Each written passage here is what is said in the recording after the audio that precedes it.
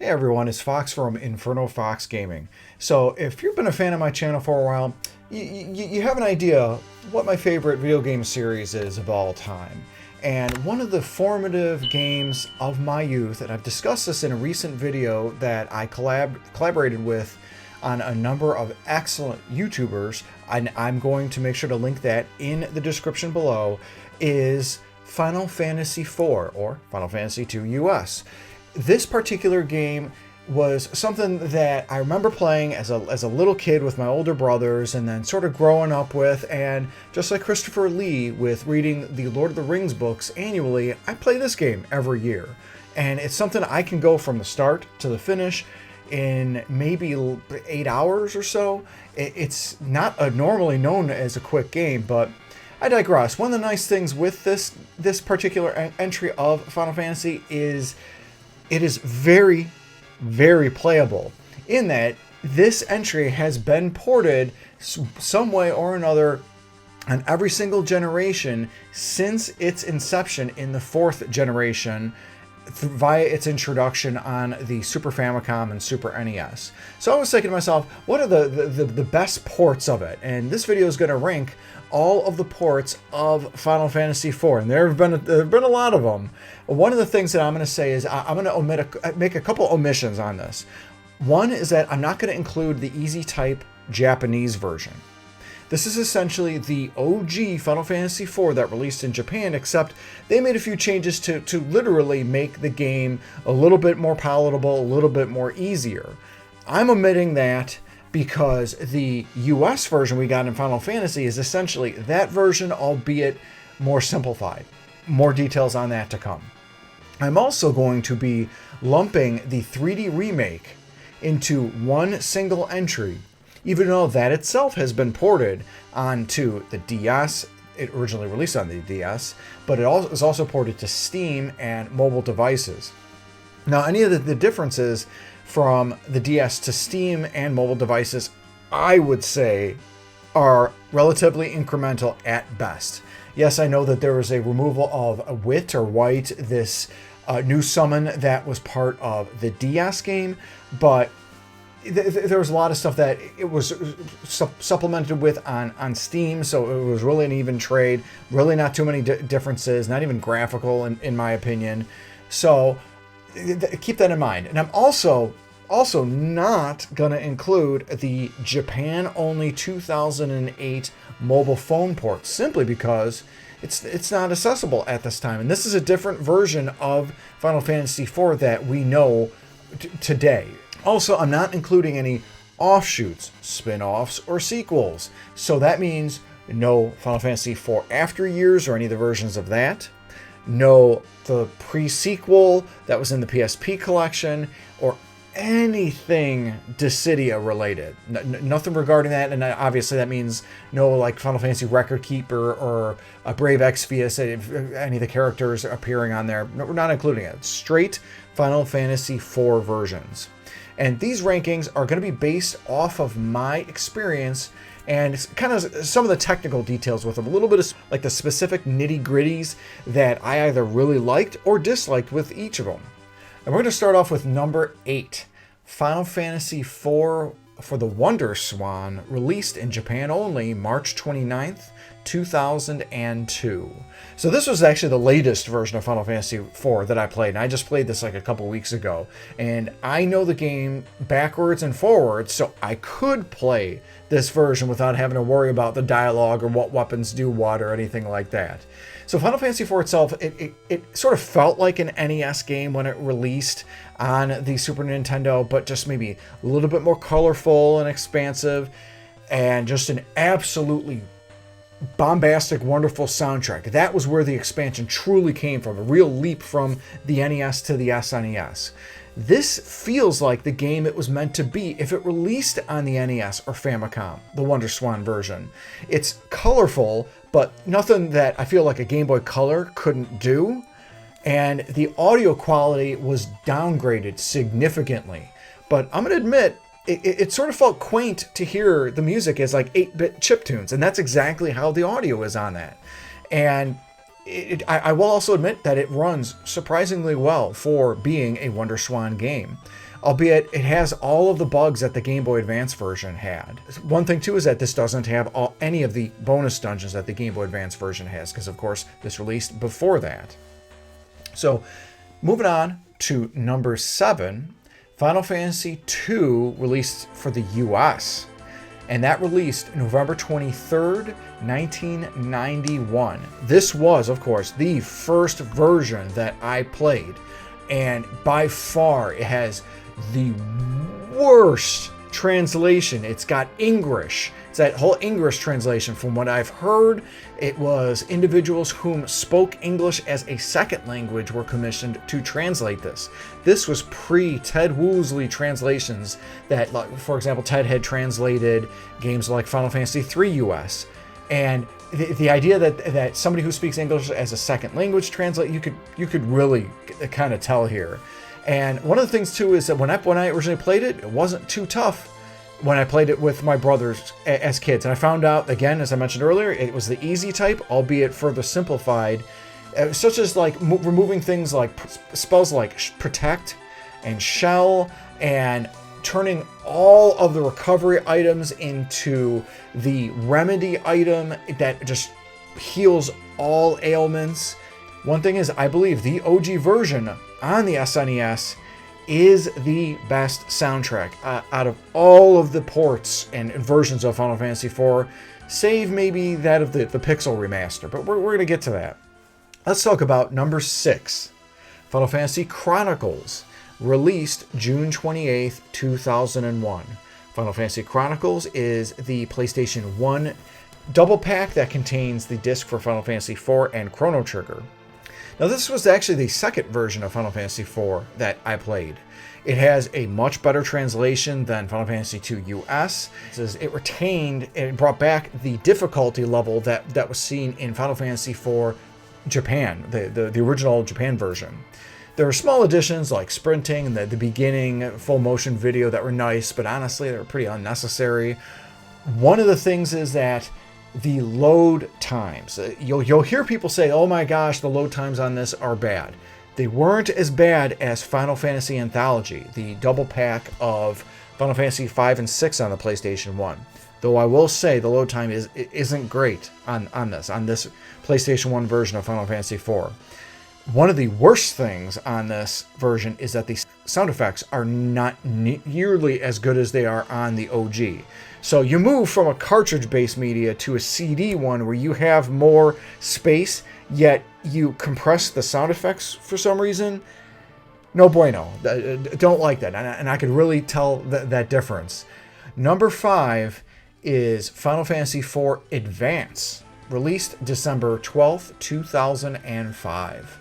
This was the 4th version of Final Fantasy IV that I played, and it's similar gameplay-wise to Final Fantasy IV Japan, albeit I felt it was slightly easier, and it adds 2 extra sets of dungeons. That's, of course, the dungeon hidden on Mount Ordeals that becomes available right when the player beats the Giant of Babel, and that's meant to unlock the weapons and armors for party members that you can now switch to, and switch to all but Cecil for the endgame. The second dungeon is hidden on the moon under the Moa that unlocks, and this does so after beating the game. And just these dungeons and all that stuff, it just felt like padding, just overall padding for the game. Especially that second dungeon and stuff like Edge's Ninja Playground, Kane's Whodunit, and Rosa's Let's Play Nurse to Everyone sort of scenarios. It just felt very superfluous.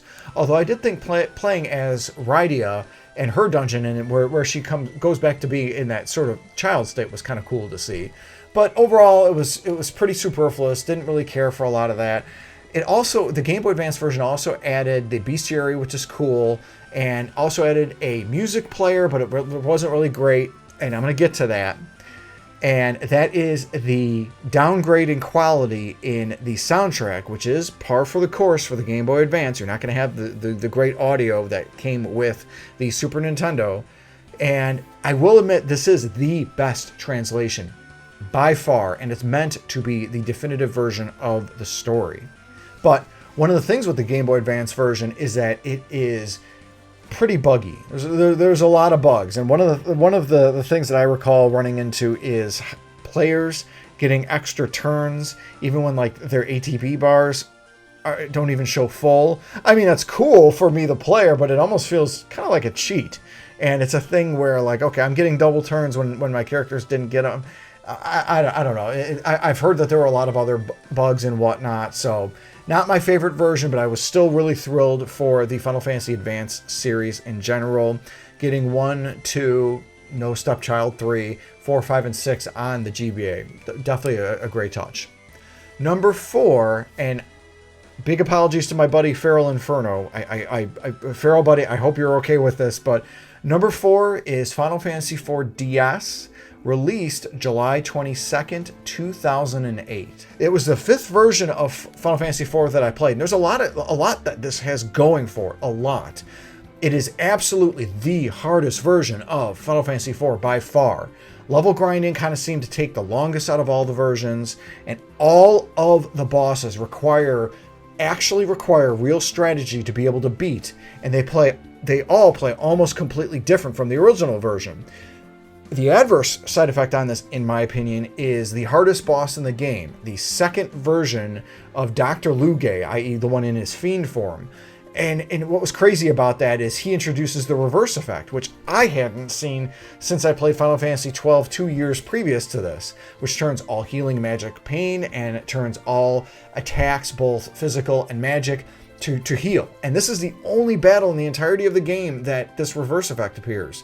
So it just kind of felt like a niche sort of sort of strategy, didn't really add, I don't know, just that it sort of rubbed me the wrong way. If you're going to have that sort of additional difficulty, play to the original boss's strengths. Don't just throw whatever at the wall and try to get it to stick. One of the cool things with this is that it adds New Game Plus, but it has a limit. It limits the total number of playthroughs you can have up to 3 total, requiring long-term strategy on applying the items known as augments that are found and earned. Another cool thing that I liked is that those extra dungeons I mentioned on the Game Boy Advance, pop, gone.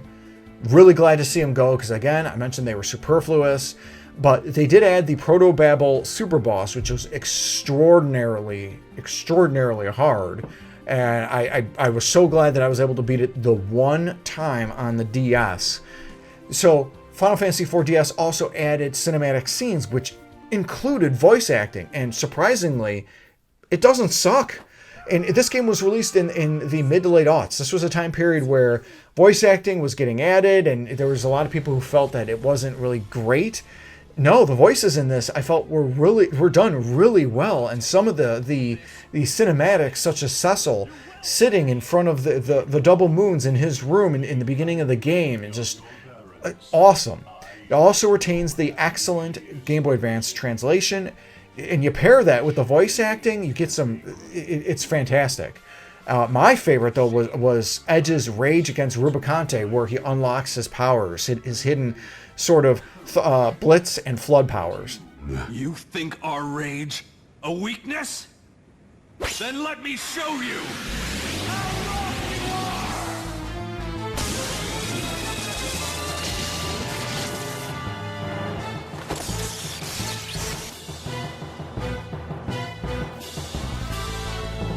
A couple of my big detractors on this, besides that little complaint about the bosses, is that the soundtrack doesn't sound as good, again, as the OG SNES version.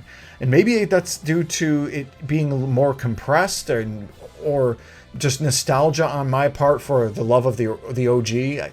And I also dislike the system of stat progression when characters get to level 70 and beyond, as stats only increase at level ups based on the augments that the characters have on them.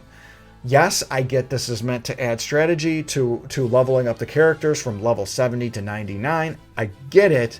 I totally understand that, but it wasn't like the how the traditional game was. I felt like that, and just like the additional odd boss strategy, deviated too much from the OG. Again, that's just me, but that's why I feel it's number 4.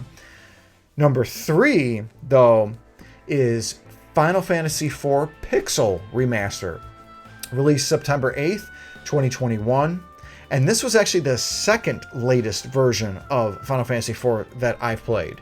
The overall difficulty is on par with Final Fantasy Chronicles, the PS1 version. Even with the newly added level boost option at 1x, I noticed the characters, they level up like very quickly, almost too quickly.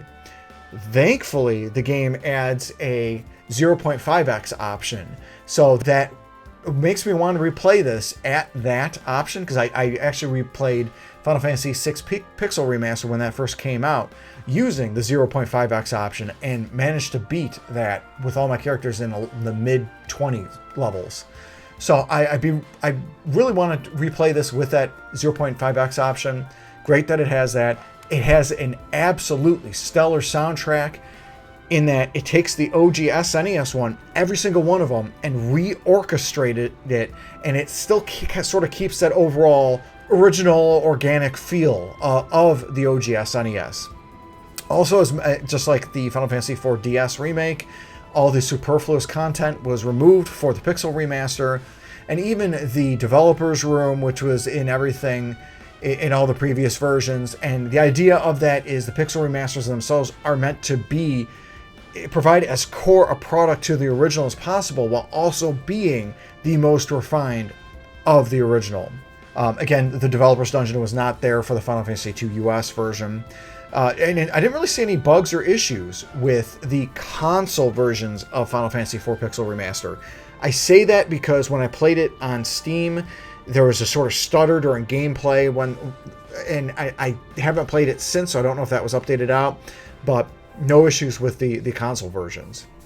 So number 2 is Final Fantasy IV Japan, released July 19th, 1991. While Final Fantasy II US is the OG we know in North America, this is the OG. And this was the third version of Final Fantasy IV that I played. And I played the J2E translated version that was released back on July 3rd, 2001, and that translation really hasn't aged that well, because there's some phrases and wording that's kind of dated for the early aughts and late 90s.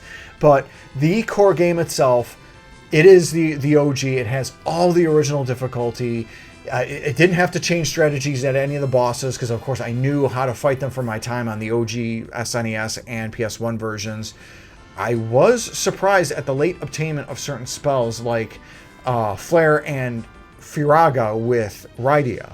I thought that was interesting, and like I remember getting Meteor at level 70 when I was used to getting that at 60 in the US version.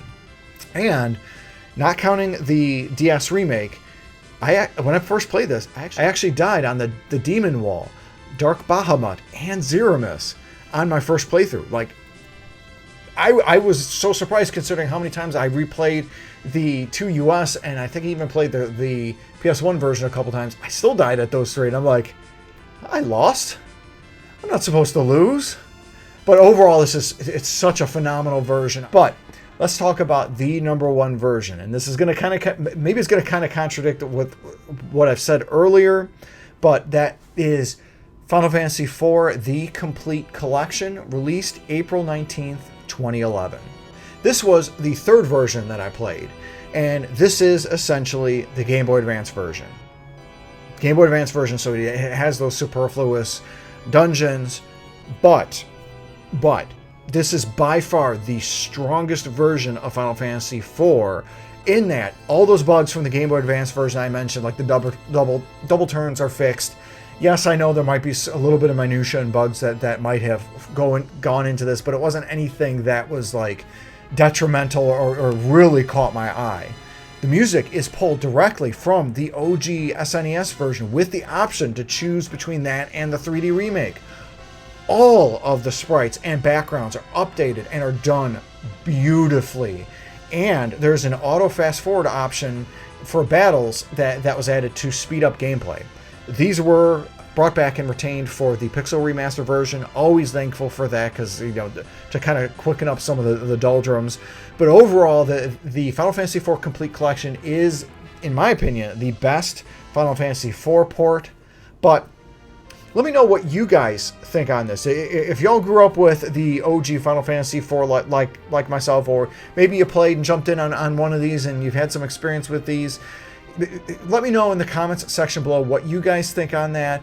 Or maybe I've brought to your attention one of these different versions. Maybe you have focused on only the Pixel Remaster version, or one of the Japanese translations, or something like that. I definitely recommend checking a lot of these out. I was really curious with the Wonder Swan version too myself. I was really glad to be able to play that.